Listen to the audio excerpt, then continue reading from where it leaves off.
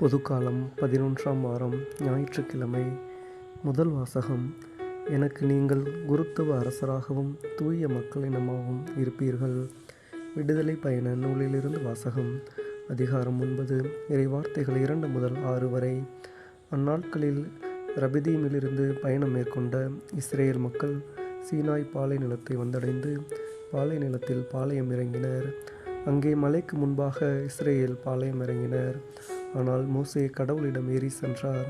அப்போது ஆண்டவர் மலையில் நின்று அவரை அழைத்து, யாக்கோப்பின் குடும்பத்தாருக்கு நீ சொல்ல வேண்டியது, இஸ்ரேல் மக்களுக்கு நீ அறிவிக்க வேண்டியது இதுவே. நான் எகிப்திற்கு செய்ததையும் கழுகுகளின் இறக்கைகளின் மேல் உங்களை ஏந்தி என்னிடம் வந்து சேர செய்ததையும் நீங்களே கண்டீர்கள். நீங்கள் என் வார்த்தைக்கு செவிசாய்த்து என் உடன்படிக்கையை கடைபிடித்தால் அனைத்துலகும் என் உடைமையே எனினும் நீங்களே எல்லா மக்கள் இனங்களிலும் என் தனி சொத்தாவீர்கள். மேலும் எனக்கு நீங்கள் குருத்துவ அரசராகவும் தூய மக்களினமாகவும் இருப்பீர்கள். ஆண்டவரின் அருள்வாக்கு. இறைவா உமக்கு நன்றி. பதில் உரை பாடல். பல்லவி. நாம் அவர் மக்கள், அவர் மேய்க்கும் ஆடுகள். அனைத்துலகரே ஆண்டவரை ஆர்ப்பரித்து வாழ்த்துங்கள். ஆண்டவரை மகிழ்ச்சியுடன் வழிபடுங்கள். மகிழ்ச்சி நிறை பாடலுடன் அவர் திருமுன் வாருங்கள். பல்லவி. நாம் அவர் மக்கள், அவர் மேய்க்கும் ஆடுகள். ஆண்டவரே கடவுள் என்று உணருங்கள். அவரே நம்மை படைத்தவர். நாம் அவர் மக்கள், அவர் மேய்க்கும் ஆடுகள். பல்லவி. நாம் அவர் மக்கள், அவர் மேய்க்கும் ஆடுகள். ஏனெனில் ஆண்டவர் நல்லவர், என்றென்றும் உள்ளது அவர்தம் பேரன்பு. தலைமுறை தோறும் அவர் நம்பத்தக்கவர். பல்லவி. நாம் அவர் மக்கள், அவர் மேய்க்கும் ஆடுகள். 2ஆம் வாசகம். கிறிஸ்து நமக்காக உயிரை கொடுத்ததால் நாம் கடவுளோடு ஒப்புரவாக்கப்பட்டுள்ளோம்.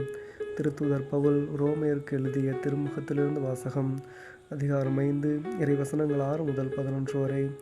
சகோதர சகோதரிகளே, நாம் இறைப்பற்று இன்றி வலுவற்று இருந்தபோதே குறித்த காலம் வந்ததும் கிறிஸ்து நமக்காக தம் உயிரை கொடுத்தார். நேர்மையாளருக்கு ஒருவர் தம் உயிரை கொடுத்தலே அரிது.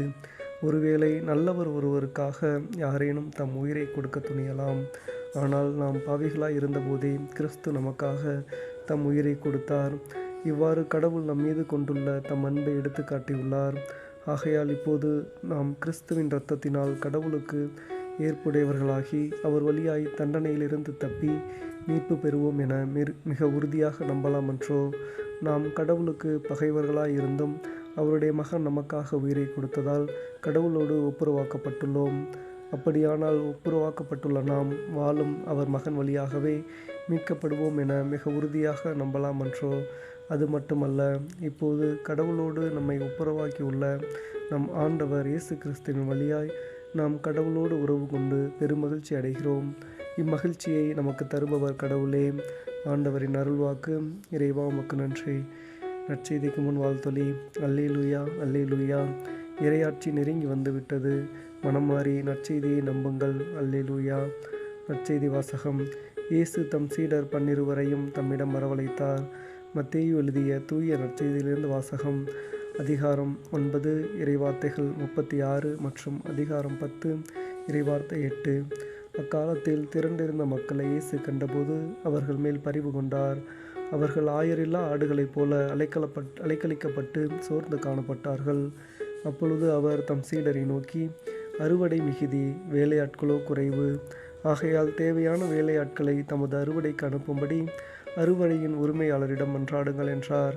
இயேசு தம் சீடர் 12 தம்மிடம் வரவழைத்தார். தீய ஆவிகளை ஓட்டவும் நோய் நொடிகளை குணமாக்கவும் அவர்களுக்கு அதிகாரம் அளித்தார். அத்திருத்தூதர் 12 பெயர்கள் பின்வருமாறு. முதலாவது பேதுரு என்னும் சீமோன். அடுத்து அவருடைய சகோதரர் அந்திரேயா, செபதேயுவின் மகன் யாக்கோப்பு, அவருடைய சகோதரர் யோவான், பிலிப்பு, பர்த்தலமேயு, தோமா, வரிதண்டினவராகிய மத்தேயு, அல்பேயுவின் மகன் யாக்கோப்பு, ததேயு, தீவிரவாதியாக இருந்த சீமோன், இயேசுவை காட்டிக் கொடுத்த யூதாசு இஸ்காரியோத்து. இயேசு இந்த 12 அனுப்பிய போது அவர்களுக்கு அறிவுரையாக கூறியது, பிற இனத்தாரின் எப்பகுதிக்கும் செல்ல வேண்டாம். சமாரியாவின் நகரெதிலும் நுழைய வேண்டாம். மாறாக வழி தவறிப்போன ஆடுகளான இஸ்ரேல் மக்களிடமே செல்லுங்கள். அப்படி செல்லும்போது விண்ணரசு நெருங்கி வந்துவிட்டது என பறைசாற்றுங்கள். நலம் குன்றியவர்களை குணமாக்குங்கள். இறந்தோரை உயிர்த்தெழச் செய்யுங்கள். தொழுநோயாளரை நலமாக்குங்கள். பேய்களை ஓட்டுங்கள். கொடையாக பெற்றீர்கள், கொடையாகவே வழங்குங்கள். ஆண்டவரின் அருள்வாக்கு. கிறிஸ்துவே முக்கு புகழ்.